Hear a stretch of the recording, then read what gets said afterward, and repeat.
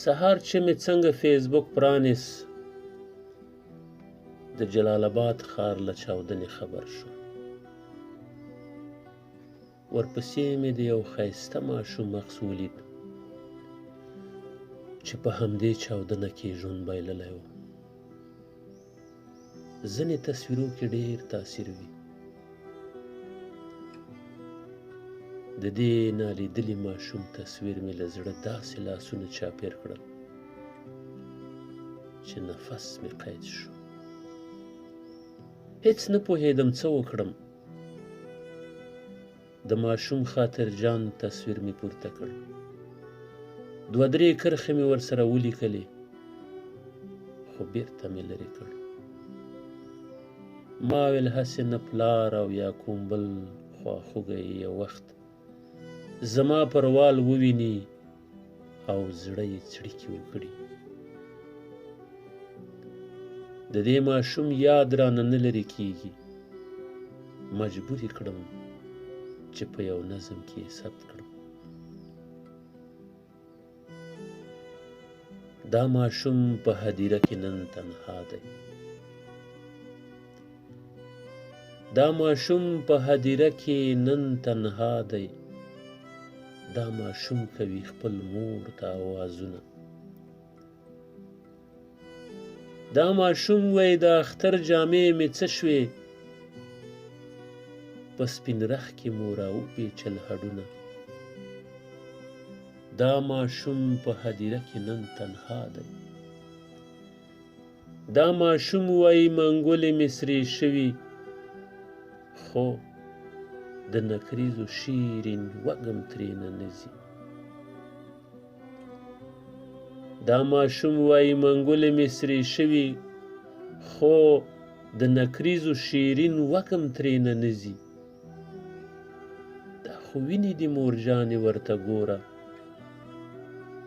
نو له وینو د حنا وږم په څه ځي. دا ماشوم په هدیره کې نن تنها دی. دا ماشوم وای تنها یم ویریږم، چارچاپېره رانه تاوه خاموشي ده. نه مې شور د خپلو ورونو تر غوږ کېږي، او زړه مې چې دا مې اول ځل تنهایي ده. دا ماشوم په هدیره کې نن تنها دی. تېر اختر چې دې ښکل کړی ومه مورې، بس هغې بوسې ته بیا مې تلوسه ده. سږ خو دومره زیاتې خاورې پر ما بار شوې، ستا له شونډو مې اوس ډېره فاصله ده. خیر دی خیر دی د اختر په ورځې راشئ. خیر دی خیر دی د اختر په ورځې راشئ. په خدای هر یو مې په سترګو کې غړېږئ.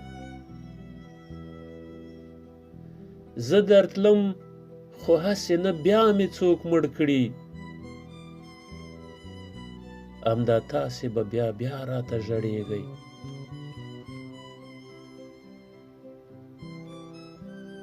مور یاد دې شي چې تېر اختر دې ښکل کړم. مور یاد دې شي چې تېر اختر دې ښکل کړم، او ویل دې بچي ډېر دې پر ځان پام کړه. مور یاد دې شي چې تېر ښکل دې ښکل کړم، او ویل دې بچی ډېر دې پر ځان پام کړه. غوسه نشي په شوخۍ کې ژوبل نه یم، د چا بم رانه ژوند واخیسته ناکام کړم.